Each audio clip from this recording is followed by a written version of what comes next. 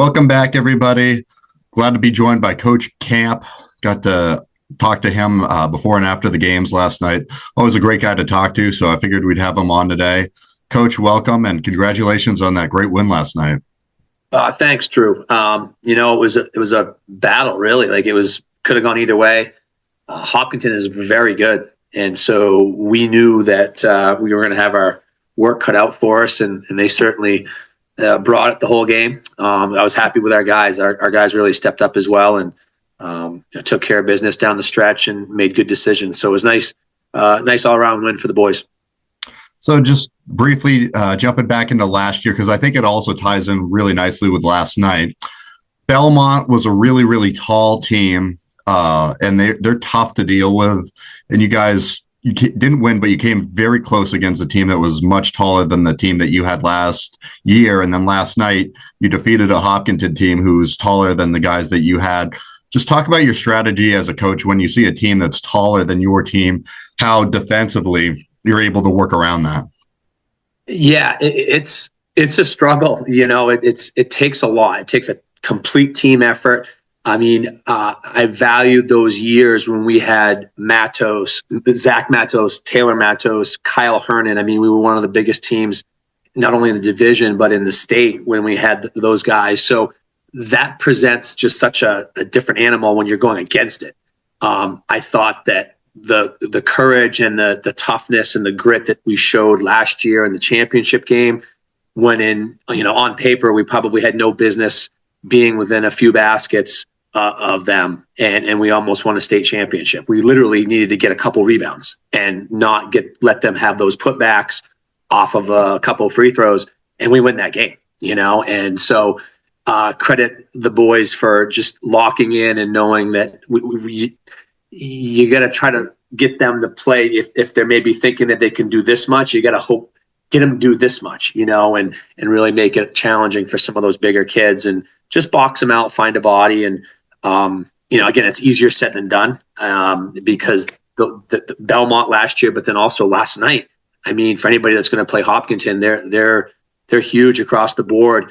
And I think personally, it might be Westover who might be a few inches shorter than some of those bigger guys, but Westover is really the kid that we were worried about. And our guys did a good job of holding him to 6 when everybody else, I think he's been scoring like in the 20s. So he's a great player. And obviously they got Christoph and a couple other guys that really battled. Matter of fact, I think their leading scorer was the Goddard kid from last night. And he had a good game too. He's a big body. So, I mean, they present challenges, and you got to limit the seconds and the third opportunities. They had a couple of those possessions where they got multiple rebounds and then they hit a 3. That's a backbreaker. You got to, as a coach, you've got to limit those chances because sooner or later they're going to get a bucket. I think that's a good point. I got my stats here from last night. This is just what I wrote down. I had 13 for Nick Goddard as Hopkinton's leading scorer. For you guys, I had Eli with 23, which that's a tremendous game. I've seen him grow both just like as a player, but also physically. He's a little bit taller. I talked about that with him after the game last night. So now that he's taller, he's really grown into that role where he's able to be this guard, and he just seemed like he could not miss last night. He was hitting everything. I think he was perfect from the free throw line. How has he developed his game over the summer, and how are you guys kind of operating your offense through him? I mentioned this to the Concord Monitor last night, is what great players do is they're obviously going to perform when the stage is big, right? And he's been known to do that even as a sophomore last year.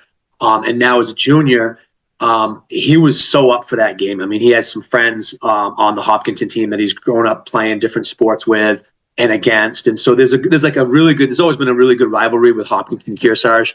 And we try to get the best out of each other. I think for an Eli though, like he really wanted that, and you could see him lock in, especially defensively. Like he was trying to get everybody on the same page, knowing that we were going to score enough to win, but you gotta get stops defensively. And he was really focused on that. And then from like an offensive standpoint, I mean, to answer your question, he's worked tremendously hard. He's got his shot where it's really quick. His release has gotten quicker. He's gotten a lot stronger, and he's grown a little bit. So now he's getting his shots off. I mean, he was guarded the entire game by Kristoff, who's, probably 6'4" anyway, and long. And so that's always a tough matchup for a guard when you've got someone long that can close out, get to your, to your shot pocket. But he's proven that with his in and out and his pull up mid range jump shot it's hard to guard. I mean, I don't know if there's anybody in the gym that could have guarded him last night. Like, he was just locked in, but he was really efficient. You know what I mean? I looked at the stats. I think he only took like 14 shots. You know what I mean? Like, other coaches across the state would be like, he should be shooting 30 shots a game. You know what I mean? Like, and he probably is deserving of it. But from a team perspective and a chemistry perspective, like, we're trying to get as many people involved as possible and work on, like, hey, we've got multiple guys that can be threats. And so Eli's done a great job of also, when he's doubled, find somebody and maybe hit an open shot, because then now all of a sudden, if he can get the second or the third option or maybe the fourth option on our team confident and hit shots, we're gonna be really hard to defend. They're gonna have to worry about more than just Eli. And I think that also is making him great, is he's taking good shots. I mean, the three at the end where it just kind of clinched it, like, I mean, he was wide open, and it was just one of those plays where we didn't really diagram anything, but right place, the ball came to him, and that's just him making shots, right? And he's that type of player, and he's proven to be one of the best guards in not only the division, but probably in the state. I would totally agree with that. Once we got into the game last night, I really had this feeling. I've always had this feeling of Hopkinton and Kearsarge, that there's the rivalry aspect, but there's a lot of mutual respect between both programs. For Hopkinton, I think Coach Liam, now in his second year, realizes how strong the Kearsarge program is. Obviously, he grew up as a Hawk playing against you guys, and now as a coach, he's gotten to witness the success of your program, and as well as Hopkinton experience success. I think going into the game last night, just from what I saw broadcasting it, I saw Hopkinton wanted to be really aggressive early, because they knew if they trailed early, they were not going to have a good chance in that game. So they took control early. I think they were up like 9-2 early, but you guys really battled. You had a very strong second quarter, outscoring them 16-4 in that second quarter. I'm just curious, like, from a coaching standpoint, what adjustments did you make? What did you say to the guys last night to be able to come back in that and lead by as many as 8 at half? Yeah, great point. The second quarter was big. We talked about that as a staff, and that's credit to our bench. Like, we made a few substitutions, and guys just came in and they immediately helped. And it might not have been a points perspective, but, like, I look at someone like a Quinn Cusick, who just was diving all over the floor. Like, he's an amazing soccer player and an even better lacrosse player. And you could say, well, he's not that skilled of a basketball player, but all he does is help us win. Like, he's just a hustler and a defender, and he's just a nuisance in a good way for us. And so those types of plays happen. You get someone like Mason Prescott, who comes in off the bench and, hits a three, which was kind of like that backbreaker right at the end of the half, like right before the half, in the corner in front of the Hopkinton bench. And that was a big play, multiple guys could have taken that shot. He was wide open. We made the extra pass, and it was just a smart play, and he was wide open and he nailed it. Right. So you just hope that guys are ready to come in, and certainly some of the adjustments that we made. Yeah. We changed defenses a little bit, but I credit the kids. Like, they stepped up and made plays, which really, really helped us, because similarly against a very good team Wednesday, Fall Mountain, we were down early by a lot, and we had to scratch and claw. And again, it was our bench. I think at one point we had all 5 juniors on the court, and they were the ones that were bringing us back. It was Lamoth, it was Fitzgerald, it was Prescott, it was Cusick, and it was Whipple, and those guys were just balling out. And so on any given night, we're just hoping that someone that you plug and play and people are stepping up. To me, from a broadcast standpoint, there was 3 guys on your team. I think everybody played well on your team. I don't think there was a player on your team who had a bad game last night, but there was 3 guys who really, really stood out to me. One was obviously Eli. I think anyone who watched last night could see that. Another was Davin Boley. He scored 11 points. He really made good on those opportunities, those looks he got. And then the other one, as you mentioned, was Quinn. I just thought he was tremendous there defensively, and it might not have always shown up on the stat sheet last night, but I thought he played really hard defensively, and I just thought it was really fun to watch. So I was just Yeah, curious, kind of like talk about what you've seen from those guys. yeah, like those guys are all critical to our success. Like we've talked a lot about, there's going to be talk about Whipple, obviously, just because he's the most known player from last year's, championship run. You know what I mean? Like when we were going to the championship game, like he's the most notarized kid, right? But there's so many supportive roles. I look like at Davin Boley. He's a great leader. He's one of our captains. He does a lot of the dirty work, but his IQ is really off the charts. Like he's got a strong basketball IQ, and he's someone that loves it, like just loves it and wants to help in any way possible. And a lot of it times it's rebounding and defense. Growing up, he was a guard, but now like we just don't have a lot of size, and he's one of the guys that does. And he said before the game in the locker room, he's like, "Coach, I know exactly what I got to do tonight." I'm like, all right, we're clear. Like he knew that he was going to have to wall up and just be as big as he could be and do whatever he could on the glass. I think he ended up with a double against arguably one of the biggest teams in the division. So he certainly did his job, and credit him. The other one I would say, like you mentioned, was Cusick, and again, you might say like, well, what does he do? Is he a good shooter? Is he a good passer? I mean, again, he's not a super skilled basketball guy.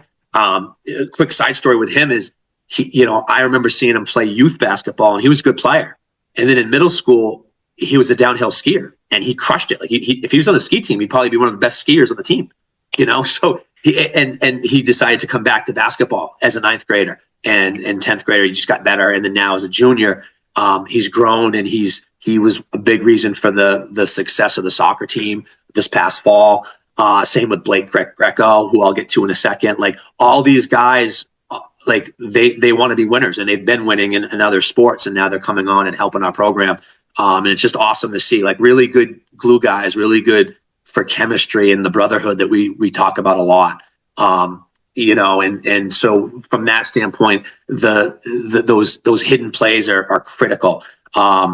Bragan Kinzer, again, same thing. Like he made some clutch threes last night and some rebounds and some steals. Like Blake Greco helping get us where we need to be offensively. Like they're just guys. Carter Wheeler the other night, and he didn't play a ton down the stretch, but I thought he did some key things in the Hopkinton game. But most importantly, a game ago, Carter Wheeler had 13 points for us against Fall Mountain, and was a big reason for why we won that game. So it's got to be more than just Whipple, is my point. I agree. That's what really stood out to me last night. I think sometimes when you read it in the paper, it'll come out as, everybody is going to first start off with Eli and how incredible he is because he is that good of a player. But I think you highlighted it really nicely with the rest of the guys in there. Just briefly going through your whole schedule to this point, you had Newport early. You won that game. You mentioned how you won the Fall Mountain game. You lost to Stevens at one point earlier in the year, and they're a really good team. I got to see them a couple nights ago when we had the Stevens Newport game. Just briefly go over those games leading into the Hopkinton game, what you saw out of your team, what you thought you guys needed to work on to win the Hopkinton game, and what that's really taught you about the group that you have this year. I like this group a lot. When you graduate the amount of talent and like chemistry that we had for the seniors last year, I mean, they were 5 just awesome kids. First of all, they're all doing great, and beyond high school, they're just being successful too. But like that was just a lot of talent, but also they had so much chemistry that we just knew what we were going to do offensively, knew we were going to be defensively. And so that takes time, we have some key guys back. Yes. A lot of the kids' names I just mentioned, that have helped us over the last couple of games. But again, going on the road against Stevens, for example, I'd credit them. Like they outplayed us. But I also think that we were just off. Like everybody kind of had one of those off games, which happens, but credit Stevens, like Coach Matt did a great job, and their players were ready for us. And that's what's, I think, come from some of our success. is that teams are always going to be up for us. And when they celebrated like they just won a Super Bowl on the court. And so that's, hey, tip your hat. They beat us. And I let my guys know that, like, hey, remember that they were celebrating because it mattered to them a little bit more than it did to us tonight. So remember that. And I think that helped get us ready for the Fall Mountain game and then obviously the Hopkinton game. And I said pregame against the Hopkinton game, there'll be kids that play their entire high school career and they'll never play in front of a crowd like tonight. And that's the truth. Like, there's just some schools that, they get support, but not like that. Like, that was amazing. Both schools, like Hopkinton brought their fans, we had our fans there, and it was just a playoff atmosphere in December, And so to play in front of your community like that, that's special. And again, whatever sport, like, not a lot of kids get that. And so value this and really, like, ball out tonight, because you never know. Like, if you're not playing the right way and you don't have the right attitude, people aren't going to come watch you play. And so I think it's pretty special that we have that rivalry with Hopkinton and a lot of other schools in our division. But I think looking back over the last several games, I'm slowly seeing like the chemistry's coming. The defense is slowly coming. You don't beat a team last night like Hopkinton unless your defense is where it needs to be. So again, credit the boys for locking in. I think you highlighted it really well. That's one of the reasons I love the Hopkinton Kearsarge rivalry. It's just a lot of fun when you have all those people in there. The gym is completely electric. Now we're looking at what's coming up. You had some good adjustments in that game. We covered that. There was a couple fouls there with Hopkinton where their guys fouled out. So I think you guys did a good job of playing smart and putting your guys in a good spot. And they kind of, I don't know, they just didn't have that. They weren't in as good of a position with that. I just think that's a credit to you guys for playing smart basketball. So I was going to let you speak on just kind of game situation, knowing what things are like in terms of fouls and how aggressive we can afford to be before we get moving on to the rest of your schedule. Yeah, I mean, I said in the handshake line to, like, I think Norman and Westover and a couple of the guys, I'm like, you guys are really good players, and unfortunately the fouls went against you tonight, but if they're able to play 32 minutes or even 25 minutes, that could be obviously a different game. Like, they're very good players. It was physical at times. And so we were on the other side of that at Stevens on Monday, where we were in a lot of foul trouble. And on the flip side at Stevens, we didn't shoot one free throw. And we're a team that, for the most part, we'll try to get to the line and we try to do what we do. That wasn't the reason why we lost, obviously, but like, it happens from game to game. Like, you just got to adjust with the officiating and what they're going to allow and what they're not going to allow from game to game. And it could be different, obviously, when we're at Hopkinton. Who knows? But like, you just got to adjust, really. And then I try to tell our guys, like, hey, you just got called for that one, and then if you get a second one, I got to take you out. So you're telling me, you're dictating how this game's going to go, right? So you have to be smart. We need you on the court, not on the bench, period. Done, right? Like, so we're trying to give them honest feedback, because if you do one stupid foul early and then you have like a legit foul next, well, either way, you're coming out. Like, I can't have you out there with two early in the game. So it just goes game for game. It's different, but you hate to see kids in foul trouble because you want them on the court. Yeah, and I want to be clear, I'm not taking anything away from you or your program for the win last night. Yeah. You guys did a great job.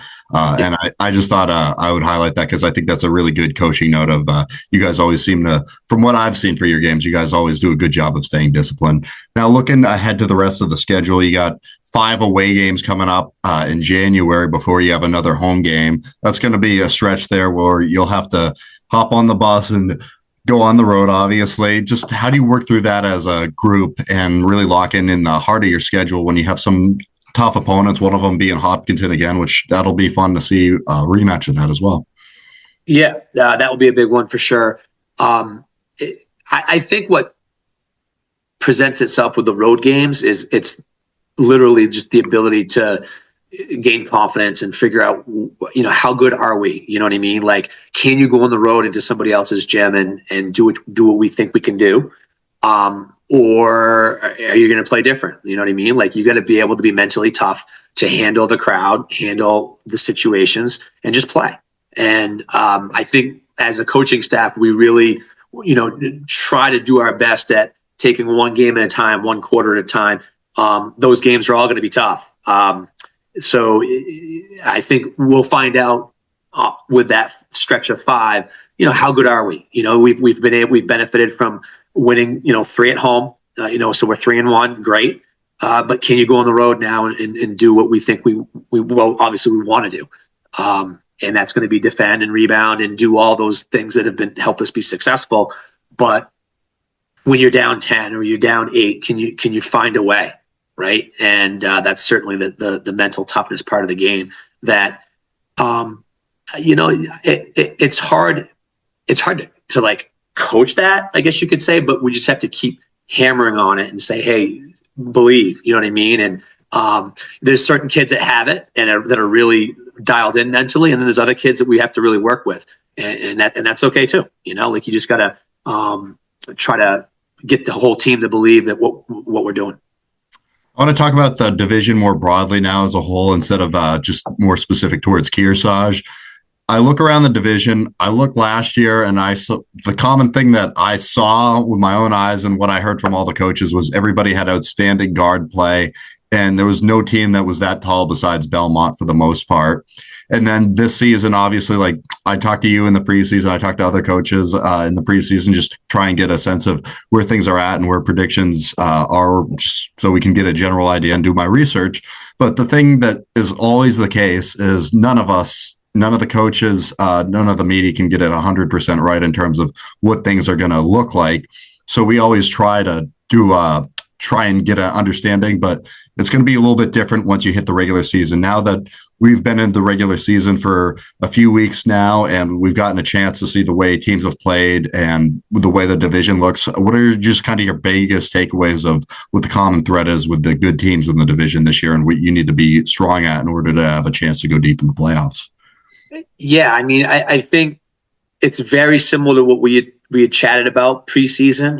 I think there's definitely, some could be some surprises. I look at someone like a Stevens who we've played, like, they're definitely a much improved team. I think that they're going to be a headache for some people when they play them. Fall Mountain's going to be another team that we've already played that they're going to be a problem. Like, those teams might only have a few more losses like on the season that they might have, like they're definitely improved. I was just at Dick's Sporting Goods in Concord, and I ran into a couple Guilford players there, and we were talking about the same thing. Like, how's everybody doing? And, I think Guilford will be very good and be a problem down the stretch because they've got a lot of kids back. St. Thomas, I think then Belmont, like, those are the teams that I think they're just a little deeper, maybe a little bit bigger than most. But again, on any given night, they're beatable, right? Mascoma, we'll see coming out of the break. They're coming back with a lot of kids that we saw them in the state semifinal last year, right? So they're going to want to see us for sure coming out of the break, and it's always a good rivalry there. Pierce will be back from his knee injury, and happy that he's back, because I'd spoken to him at the end of the season, and having gone through that with Noah Whipple, knee injuries are tough. And when you're a talented player like Pierce is, it's too bad. You don't want to see that. You only get a high school opportunity to play, for 4 years, and it goes quick. So glad to see that he's back and doing well. But yeah, I mean, I think, like, we've already seen Hopkinton. We talked a lot about them.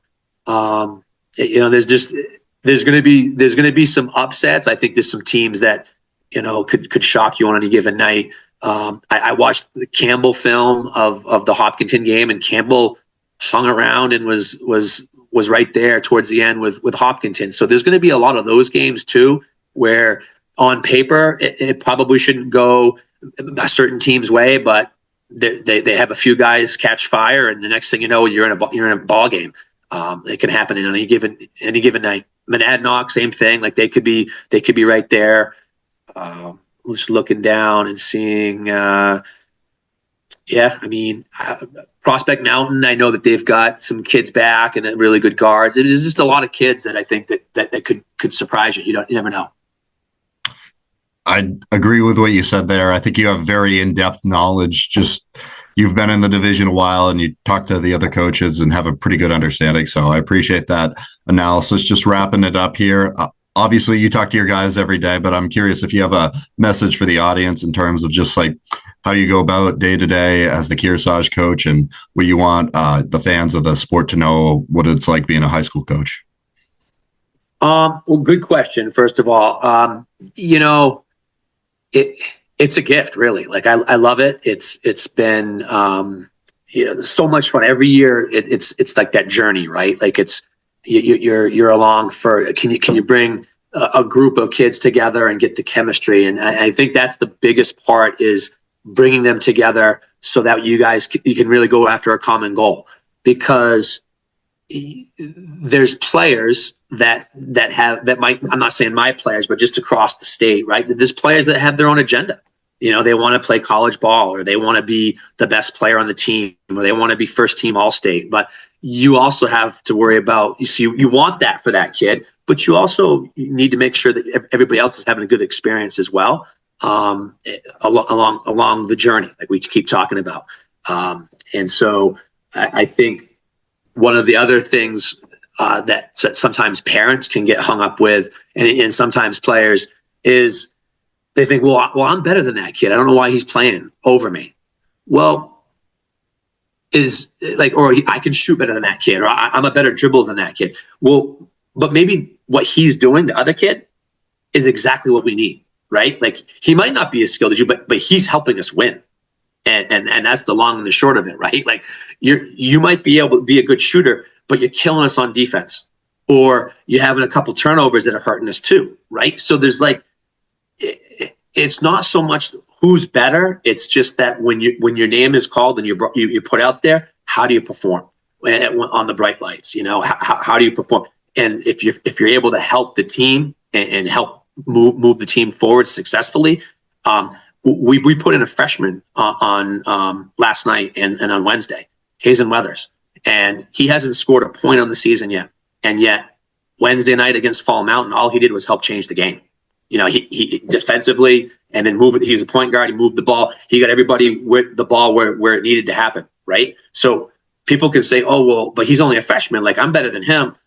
Well, he didn't even score and he helped us win against a very good team. So to me, grade doesn't matter, like what grade you are in. If you can help us and find a way to do it, I think that's an important and a key thought for anybody's program, not just Kearsarge.